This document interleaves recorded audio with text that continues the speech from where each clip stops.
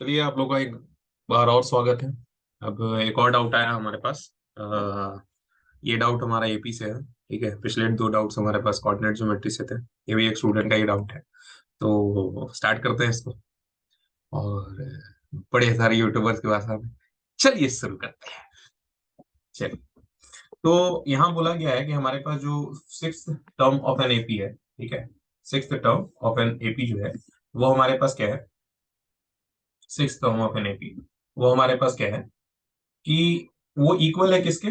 Equal है sir four times of its first term. अब देखो फर्स्ट टर्म तो हमको पता होता नहीं है, तो फर्स्ट टर्म हम लोग जब भी लेना होता है तो हम लोग क्या लेते हैं, ए ले लेते हैं। और बोला गया कि सम ऑफ फर्स्ट सिक्स टर्म जो है वो हमारे पास किसके बराबर है, 75 के बराबर है। किसके बराबर है, 75 के बराबर है। ठीक है, तो अगर इस चीज को देखा जाए तो दो कंडीशंस हमको गिवन है और दो हमारे पास अननोन गिवन है। जिंदगी में एक फिलॉसफी हमेशा याद रखना। कौन सी फिलॉसफी हमेशा याद रखना, कि जब भी आपके पास प्रॉब्लम्स आएंगे, ठीक है, तो उनमें जरूर दो कंडीशन छुपे होंगे आपके सॉल्यूशन के लिए। जितने कंडीशन होंगे उतने ही हमारे पास क्या बनेंगे सर, आपके इक्वेशन बैठेंगे। और जितने इक्वेशन बैठेंगे उतने ही आपके सर वेरिएबल्स भी होंगे। ठीक है, तो इसको मैं ऐसे बोलता हूं कि जिंदगी में जब भी आपको कोई भी प्रॉब्लम आए तो सबसे पहले आप उस प्रॉब्लम्स के कंडीशंस को ढूंढो कि किन कंडीशंस में आपके वो प्रॉब्लम्स आए हुए हैं। फिर उन कंडीशन के बाद उनके वेरिएबल्स देखो कि हमारे पास कौन कौन से वेरिएबल है जिसको मैं कंट्रोल कर सकता हूं। ठीक है, तो आप उन वेरिएबल्स को ढूंढो। फिर उन वेरिएबल्स के बाद आप उनके दो इक्वेशन बैठाओ और कंफर्म है कि जितने हमारे पास वेरिएबल्स है ना उतने ही हमारे पास इक्वेशन भी आएंगे। और जितने इक्वेशन आएंगे, जितने वेरिएबल्स होंगे और जितने कंडीशन उनको सॉल्व करने के लिए दिए जाएंगे उतना ही हमारे पास सॉल्यूशन आएगा। यानी number of condition is equal to number of variable और you can say number of unknowns is equal to number of equation is equal to number of solution. तो ये चीज याद रखना। ये मैं क्यों बता रहा हूं अभी मैं आप लोगों को क्लेरिफाई कर दूंगा कि ये मैं क्यों बता रहा हूं और इसके ऊपर स्ट्रेस क्यों मैं दे रहा हूं। तो इतना याद रखिएगा, number of conditions in the life और question is equal to number of unknowns, जितने आपके नंबर ऑफ अननोन्स होंगे, ठीक है, इज इक्वल टू हमारे पास नंबर ऑफ इक्वेशंस और उतने ही हमारे पास नंबर ऑफ सॉल्यूशन। ये आपको चीजें याद रखनी है सर जिंदगी भर। ठीक है, ये अगर आप याद रखते हैं तो आपसे कोई क्वेश्चन नहीं छूटेगा और लाइफ में कभी आपको डिप्रेशन नहीं आएगा। ये अमेरिका के जो वर्ड है ना, ये कभी नहीं आएंगे आपके इर्द गिर्द। न इक्वेशन आए, ना आपको डिप्रेशन आएगा, न एंजाइटी आएगा, न मेंटल ट्रॉमा आएगा। ठीक है, अगर इन सब चीजों को आप याद रखें तो। क्लियर है, तो चलिए मैं इसको क्यों यूज कर रहा हूं। तो सबसे पहले अपन लिखेंगे गिवन। ठीक है, आईसीएसई में सबसे पहला काम करते हैं जो गिवन होता है वो लिखते हैं। तो हमारे पास जो T6 है, T6 मतलब टर्म नंबर 6, वो क्या है sir, four times the first term of a है। तो हमें जब पता है कि सर फर्स्ट टर्म हम लोग ए लेकर के चलते हैं तो हमने ए लेकर के चला। तो अगर नहीं है आपको तो आप ऐसे ले सकते हैं कि हमारे पास वो T1 के बराबर है। ठीक है, फर्स्ट टर्म के बराबर है। और sum of first six term, sum of first six term कितने के बराबर है, 75 के बराबर है। कितने के बराबर है, 75 के बराबर है। और आपको फाइंड क्या करना है वो भी मैं लिख देता हूँ, टू फाइंड।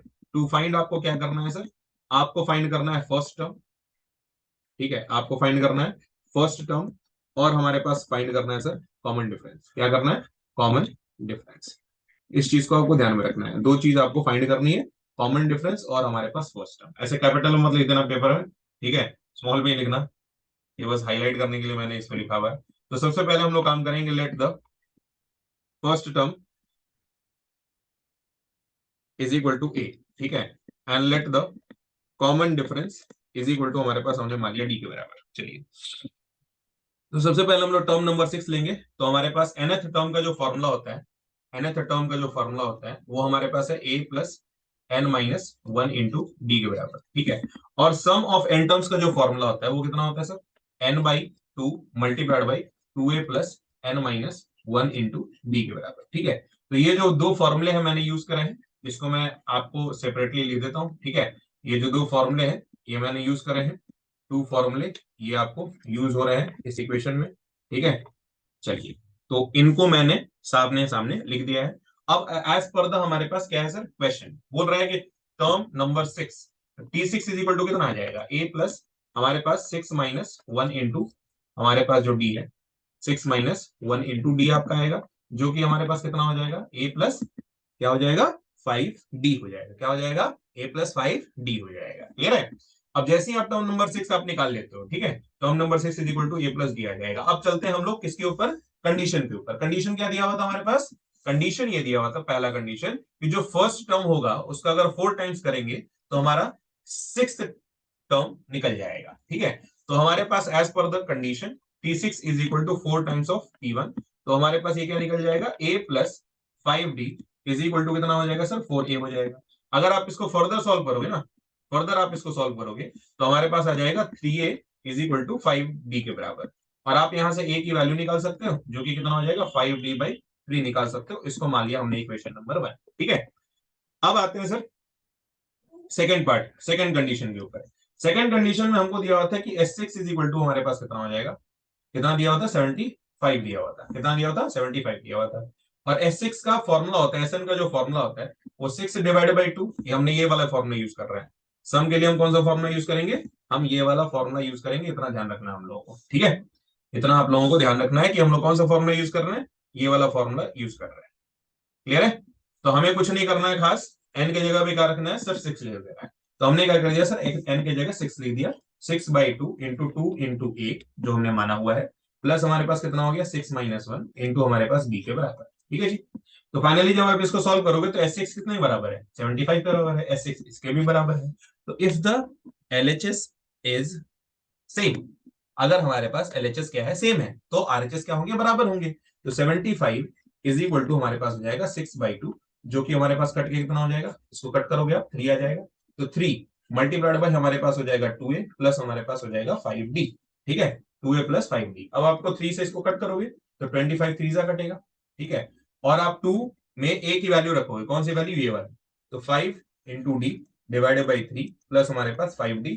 अब हम कहां से आ रहे हैं sir? From first equation, from first equation, ये याद रखना आपको। वो कितना आया था हमारे पास? 25 आया था। फर्दर आप इसको सॉल्व करोगे, 25 इज इक्वल टू कितना हो गया? 5 3 जा, ये हमारे पास 1 है, आप इसका एलसीएम लोगे, यहाँ पे 3 होगा, 5 2 जा 10d आ जाएगा, और प्लस हमारे पास 1 से 3 गया 3, और 3 5 जा 15, तो 15 डी आ गया हमारे पास। अब आप इस 3 को क्या करोगे? क्रॉस मल्टीप्लाई कर दोगे। नाउ क्रॉस मल्टीप्लाइंग, तो आफ्टर दैट आपको क्या मिल जाएगा सर? आपको मिल जाएगा 75 इज इक्वल टू हमारे पास 10d प्लस 25d आ गया, तो 25d। तो 25 से ये 3 से कटेगा, तो d इक्वल टू हमारे पास कितना आ गया? 3 के बराबर आ गया। ये आ गया सर कॉमन डिफरेंस। ठीक है, अब आपके पास सर एक इक्वेशन था। कौन सा इक्वेशन? ये वाला इक्वेशन, जिससे आप फर्स्ट टर्म निकाल सकते थे। तो ए इज इक्वल टू 5 इंटू हमारे पास डी। तो डी कितना है सर? डी कितना है? 3 है ना, तो हमने 3 डाल दिया सर। डिवाइड बाय कितना है? 3 है, तो 3 3 हमारे पास कैंसिल हो गया। तो ए इज इक्वल टू कितना आ गया? 5 आ गया। तो हमारे पास सोल्यूशन आ गया। सोल्यूशन कितना आया sir? A is equal to 5 and d is equal to 3। कितना आया? A is equal to 5, first term, first term की जो वैल्यू हुई वो हमारे पास ए हुई, जो कि 5 आ गया। और कॉमन डिफरेंस जिसको हम लोग डी लेकर के बैठे हुए थे, वो कितना आ गया? 3 हो गया। तो फाइनली हमारे पास ये आंसर कंफर्म है। ठीक है, ये हमारे पास आंसर आ गया। ठीक है, आपको मैं एक बार फिर से समराइज कर देता हूं। क्वेश्चन में आपको क्या कहा था? क्वेश्चन में आपको कहा गया था कि हमारे पास जितने क्या होंगे? जितने हमारे पास sixth term of an AP, sixth term of an AP is equal to 4 times of its first term. तो यहां से हमारे पास एक जनरेट हो गया इक्वेशन कि T6 इज इक्वल टू क्या होगा? 4 टाइम्स ऑफ T1। ठीक है, और बोला गया कि सम ऑफ फर्स्ट 6 टर्म्स वो कितने होंगे सर? कितने होंगे? 75 होंगे। तो हमारे पास दो दे दिया गया थे, सम S6 इज इक्वल टू कितना होगा? 75 होगा। मैंने कहा था कि भाई जिंदगी में जितने नंबर ऑफ कंडीशन होंगे उतने ही नंबर ऑफ अननोन्स होंगे, और जितने नंबर ऑफ अननोन्स उसको लेकर के उतने ही नंबर ऑफ इक्वेशन और उतने ही नंबर ऑफ सोल्यूशन। ये हमेशा याद रखना है सर, लाइफ में भी याद रखना है, और कहाँ याद रखना है? मैथ में भी याद रखना है। ठीक है, लोग कहते हैं कि मैथमेटिक्स की चीजें जो है कहाँ ही यूज होती हैं, वो टीवी पे जो है जितने रियलिटी शोज हैं बड़े दिखाई जाते हैं कि कहाँ यूज होते हैं मैथमेटिक्स। ना ना, कहीं नहीं यूज होते हैं। ठीक है, वो लोग ऐसे ही मतलब लाइटनिंग कर लेते हैं, ऐसे ही कैमरा का एंगल बदल लेते हैं, उनके शॉट नहीं आते हैं कि नहीं नहीं कैमरे को इस एंगल से ले आना है। और कहाँ से आ रहा है एंगल भाई? एंगल कहाँ का चीज है? मैथमेटिक्स का चीज है कि नहीं?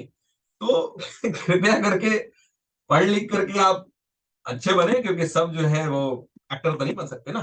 ठीक है, चलिए तो इन दैट केस हमारे पास T6 is equal to 4 times of T1 हो गया, S6 इज इक्वल टू 75 हो गया, जो मैंने लिखा था। फर्स्ट टर्म और कॉमन डिफरेंस आपको फाइंड करना है, वो भी मैंने लिख दिया। हमने मान लिया कि A हमारा फर्स्ट टर्म है, D हमारा कॉमन डिफरेंस है। ठीक है, हमने मान लिया सर। फिर हमने दो फॉर्मूले लगाए। फॉर्मूले इसलिए लगाए क्योंकि फर्स्ट 6 टर्म्स के समेशन दिए हुए थे, और 6 टर्म जो है, तो nth टर्म का हमने फॉर्मूला लगाया A+n-1 इंटू डी। Sn का फॉर्मूला लगाया n/2 into 2 A+n-1 into D. ये हमारे पास फॉर्मूले दो लगे। अब as per the condition T6 is equal to क्या है सर, A+6-1 इंटू डी है, तो T6 की वैल्यू हमने इतनी निकाल ली। कंडीशन में हमारे पास फर्स्ट टर्म के 4 टाइम्स के बराबर हमारा T6 दिया हुआ था, तो हमने T6 की वैल्यू पुट की और ये 4A पुट किया, उससे एक रिलेशन निकाला, हमारे पास निकल गया। S6 की वैल्यू पुट की सर, 75 आया। फिर हमारे पास 6 आया, 6/2 किया हमने, 3 आया। फाइनली यहाँ से हमने क्या किया सर, एक और इक्वेशन निकाला और A की वैल्यू सर यहाँ पे डाल दी। यहाँ पे हमने डाल दी 5D/3 के बराबर। ठीक है जी, ये हमने यहाँ पे डाल दी। तो हमारे पास क्या आ गया सर, ए का वैल्यू आ गया। ए का वैल्यू हमने यहाँ से डाला, कहाँ से डाला, यहाँ से डाला। ठीक है, फाइनली हमने डी की वैल्यू फाइंड की, फिर उसके बाद उसी डी की वैल्यू को हम लोग इक्वेशन नंबर 1 में रखा, और फाइनली हमारे पास आंसर आ गया। आई होप आप लोगों को समझ में आया होगा। तो कृपया करके ये काम जरूर कर लें। ठीक है, अगर अच्छा लगा हो तो, नहीं अच्छा लगा हो तो बताइए, क्या इम्प्रूव करना पड़ेगा, ये मैं इम्प्रूव करने वाला नहीं।